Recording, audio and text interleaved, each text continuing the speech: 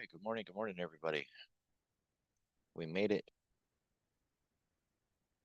It's FOMC day. We're finally going to get the decision that everybody's been waiting on. Two minds on this. It's not just the rate decision, it's their guidance going forward. How many more cuts are they going to project? What's the timeline for that? That's going to be very important. And then how they can present this to traders in a way that makes it seem like they're not chasing to get caught up and they're not behind the curve.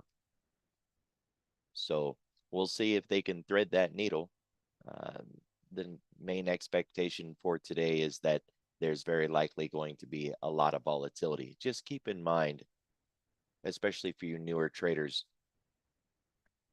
the more hype there is about an event, any event, and the more talk there is about how big the move is going to be, the more likely it is that we don't get a big move at all. That's because of hedging dynamics. If you think about it from a long trader's perspective, you've got a portfolio of long stuff and you're concerned about FOMC, then you hedge it so that if we go down, you don't get hurt. And if we go up, well, you're still good because you was long anyways. And then you don't need to respond when we get FOMC because no matter which way it goes, you're okay. Same thing if you have a portfolio of shorts. You're concerned, so you hedge it against the upside. If we go up, you don't get hurt. If we go down, you're good because that was the direction you were aiming for anyways. And again, we get FOMC. You don't have to respond because you're good. You're covered. That's what the firms and institutions and even, just traders that are holding portfolios has been around for a while. This is what we do. We hedge so that we're not exposed and that we're good on either side. The unknown things that hit the market that we don't see coming and surprises that hit the market are what generally move the market because people didn't have time to plan and hedge and prepare for that move. This thing has been telegraphed for a while now. And one of the biggest issues is that the Fed didn't give clear guidance on what they were going to do today. Generally, we have a really good idea that they're going to hold, they're going to raise, or that they're going to cut. And the only thing that we have a pretty good sense of is, yeah, they're going to cut, but by how much? So there's the cut. I was listening to Bloomberg this morning, and that's all it was, 25.50, 25.50. But it's more than that. It's what's next? How many more cuts are we going to get this year? How many cuts are we going to get next year? And what's their target? I heard the neutral rate. Well, that's somewhere around 2%, but they don't know where neutral is. It's a mythical thing, right? Neutral is it's liquid, it's fluid. It's like an ever evolving target. Markets are pretty much sideways going into this. Not much of a surprise there. The expectation is that we're going to hold the line and wait for data. I see that General Mills is getting whacked this morning. That's a bit of a surprise. We'll see if they bounce back though. It's down 14%. I've seen what that space has been doing lately. Staples. See if it could turn it around.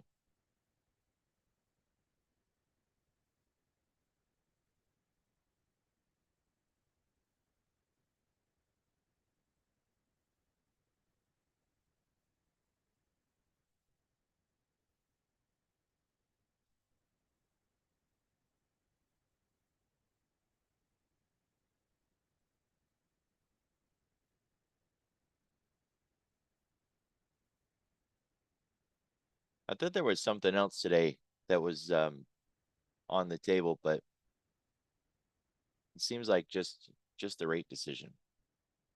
A little bit of housing stuff this morning, but that's not There was something else I thought. Misremember, I guess.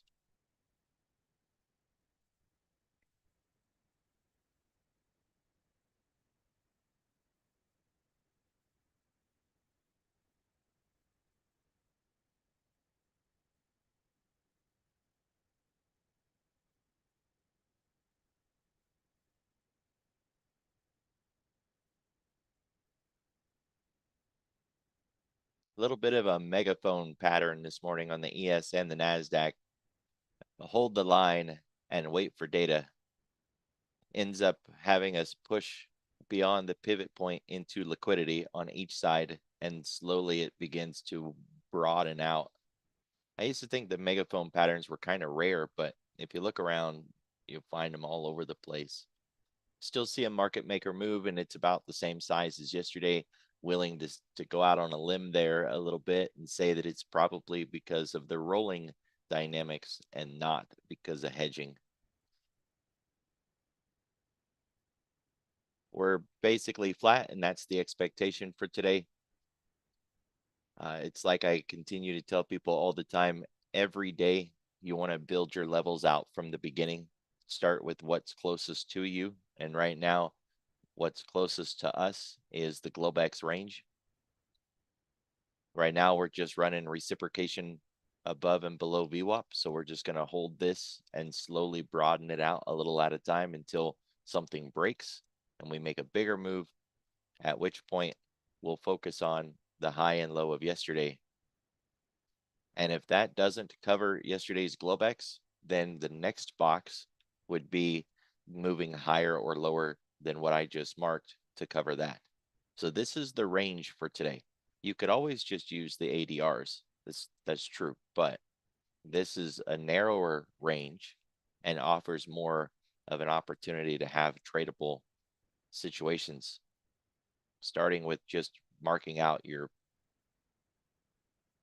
half back level and your breakout points on each side.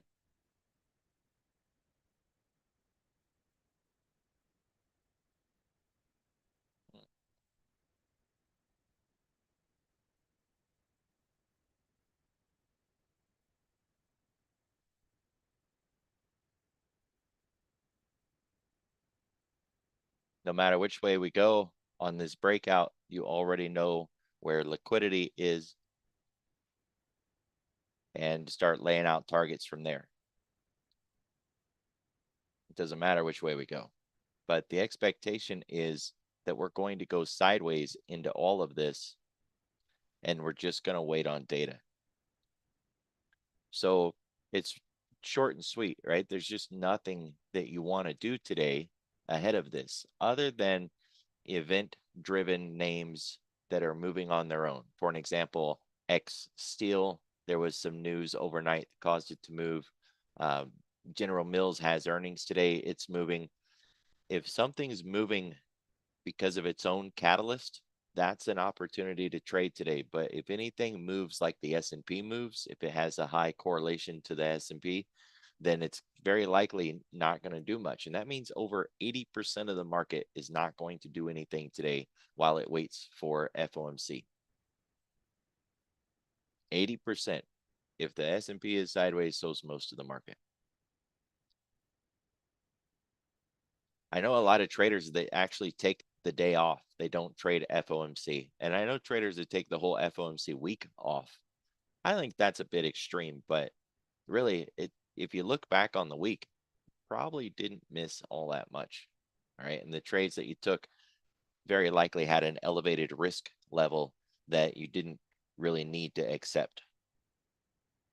Having said that, though, none of us learned to trade just to sit out and not trade.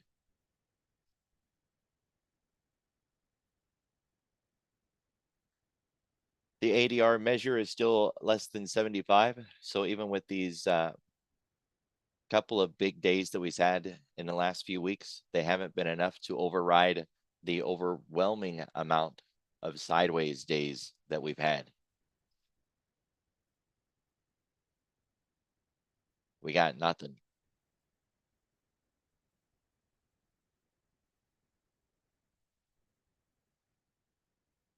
The central pivot range for today is higher than yesterday, but price opened up underneath it. So a check mark on the bullish side because it is higher than yesterday, but a check mark on the bearish side because we opened underneath it. It's a little narrower than yesterday. A narrow range implies that if we do break out, it can grow legs and really run, but it doesn't make it run, right? These channels don't make price do anything. We don't have the AM edition of the Founders Note yet, but the PM edition suggested that the S&P's spot gamma index was at a 1.3 something in the positive side, which also implies if we break out, we won't go anywhere, right? So again, those gamma levels don't make us do anything either, right? Whether it's positive or negative, it won't make us run or fail to run. It won't make us break out. It just implies that if we get a breakout, that the breakout won't stick.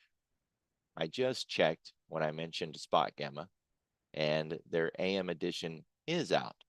They put it out 10 minutes before the briefing started. So I will get that put into chat, and you can take a look at it. They're usually pretty insightful when it comes to event days, and especially I want to read more about the lack of impact from VIX yesterday. I was really looking forward to some shenanigans, and it just seemed like we didn't get any.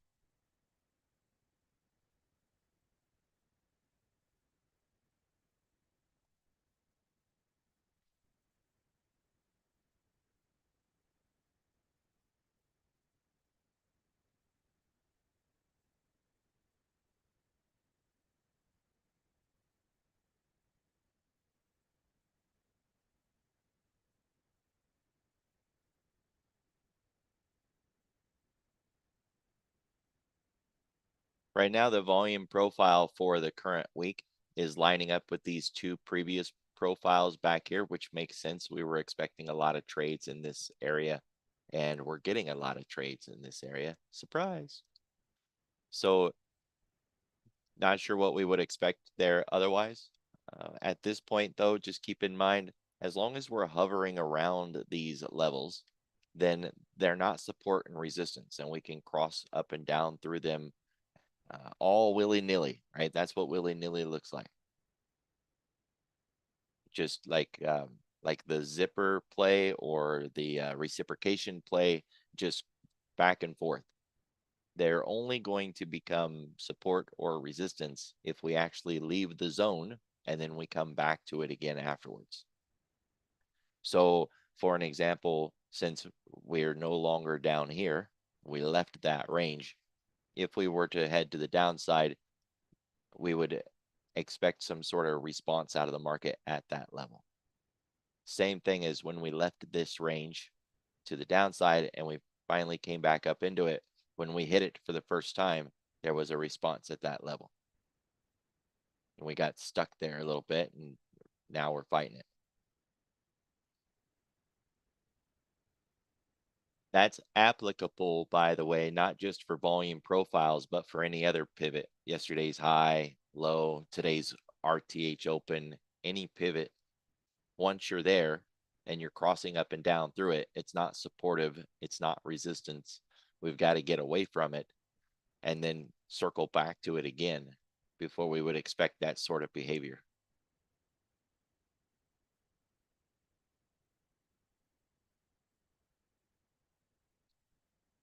Volume is still looking good. It's in the same spot as yesterday, about 47 is fine. It's not broken. We don't look at this every day in the briefing. I look at it every day. We don't look at it in the briefing every day. This is cumulative volume. It's for the NASDAQ.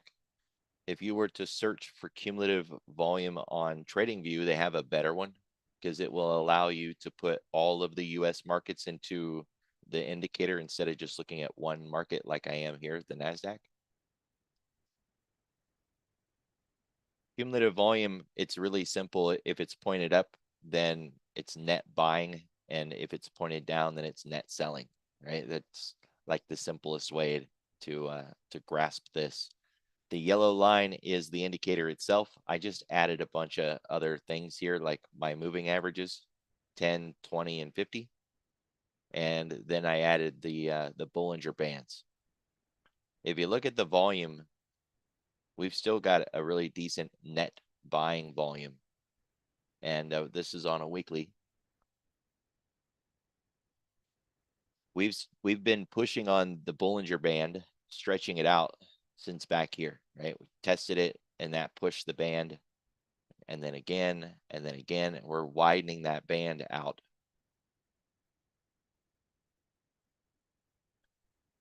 It's really bullish. It's more bullish than bearish, and it's not at resistance yet. We're not at the edge of the band. It's starting to curl over a little bit, but it hasn't curled completely. It's not pointing to the downside. But it is a little bit of a laggard too. If you think about the fact that this market hit all-time highs and the indicator is not poking out at new highs.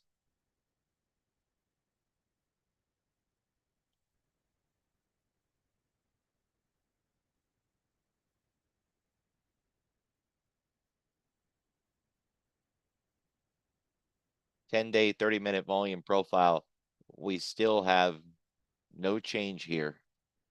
And the expectation is that as the day goes by, we're going to lose more volume from this lower section here. And at that point, it's going to start to shift. And it looks like it's going to shift to the downside, at least for a bit. We've got a lot of volume up here, even though we didn't spend very much time there.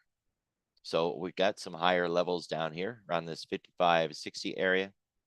And we wouldn't start taking that volume out until next week. So it's likely that the next move we see from the point of control is that it'll shift down another 18 points. Unless price drops back down into this 56.85 area, 56.90 area. If we drop down into that and we build this out just a little bit more, then the profile is going to go up there. Either way, the destination is going to be up here eventually.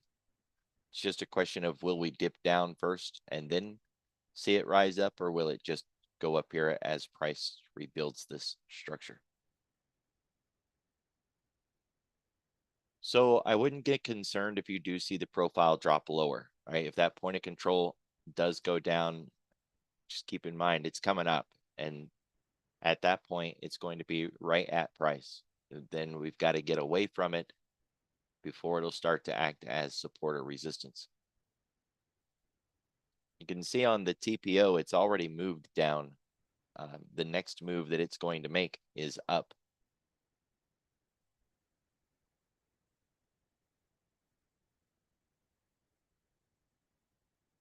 We got a new VPOC from yesterday. That's a double distribution. We had our upper distribution, or our range day, across the top.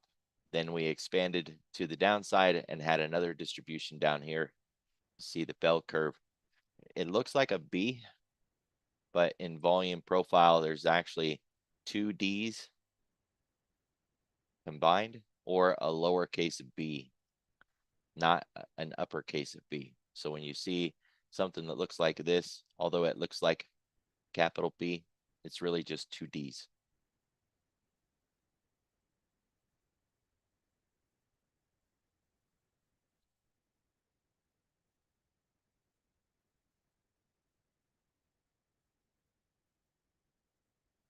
$57.22. If we make a break to the upside, we're going to have to deal with that VPOC. We've got 56.24 and 55.42 also to the downside.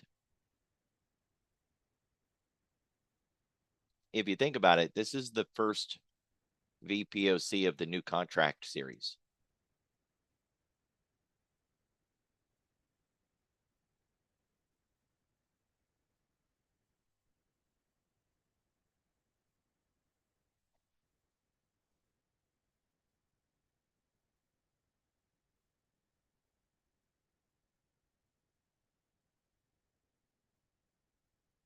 at all the examples that I've shown on FOMC weeks, I think this one has more indecision to it than the last 2 years combined.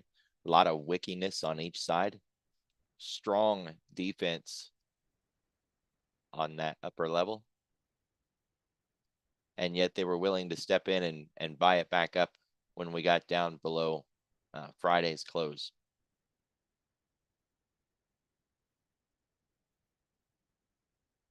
If you're looking for some YOLO plays, getting some SPY or some SPX, even XSP options along the edges of this expected move would be a decent YOLO. That'd be like buying a 570 call or buying a 550 put, maybe a little better than 550.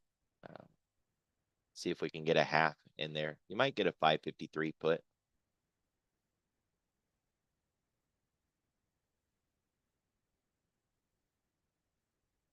Yeah, they got threes.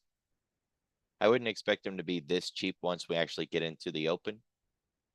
But for a YOLO play, you got that. And or, you know, you want to step it out to Friday.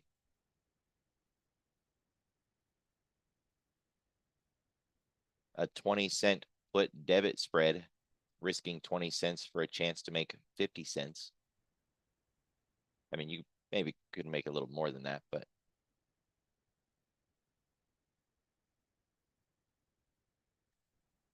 you make 100% of your risk. Those are just purely scratch lottery tickets, right? If they don't work, there's not going to be any salvaging them. It's just going to be toast. Keep in mind that we are going to see a volatility crush. I know that might not make sense. We've been talking about the lack of volatility as we've been waiting on FOMC. Volatility is movement. We're not moving. So why would we see a volatility crush? Well, there's volatility within the options themselves, and then there's volatility within the VIX structure. So we haven't been moving. That's a lack of, quote, volatility. But the price on the options have been increasing. The more the options are getting traded, the more that their price is increasing. And so these are just elevated pricing models. They're juicy, so to speak. You can see the parity difference if you go to just pick a strike, 564 for an example. The calls are trading at 350 and the puts are trading at 525. There's a disparity there, skew. It's elevated. People are more concerned about a downside drop than they are an upside rally. Of course, that makes sense. And so they're buying more puts than they are calls, which makes the puts more expensive. Surprise. It's the way it works.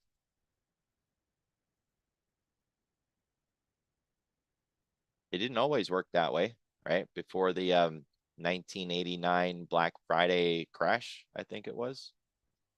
Calls and puts used to be priced the same.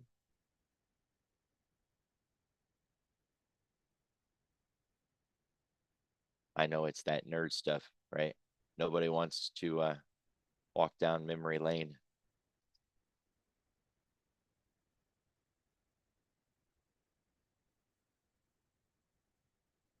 $87. Thank you, sir.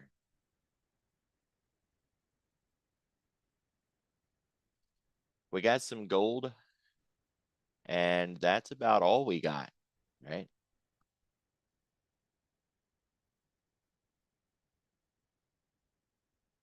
Which it's very odd how gold always bids up into FOMC and then generally gets knocked on its bum after the FOMC.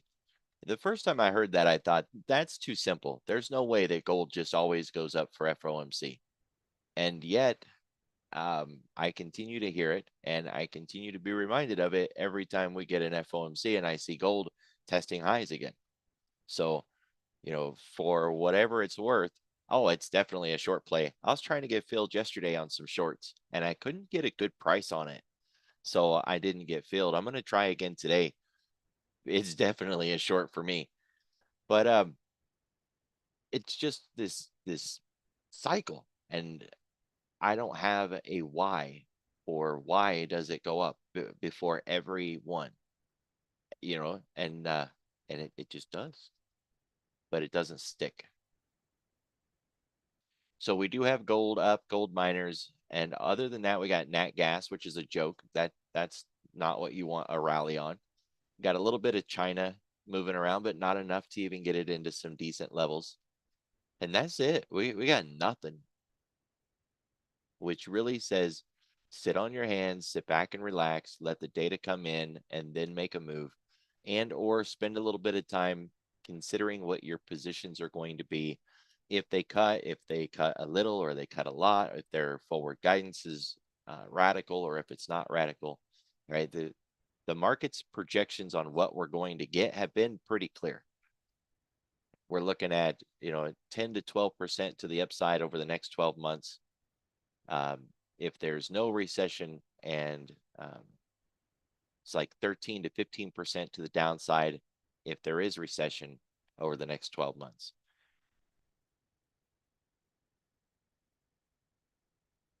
Not hard to play that out, right?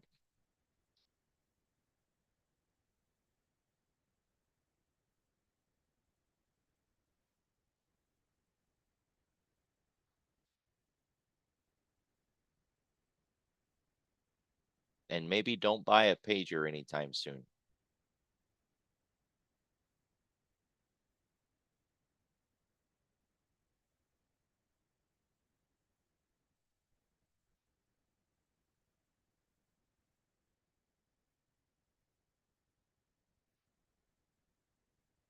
All right, guys, short and sweet. Doesn't look like there's anything else that we need to touch on.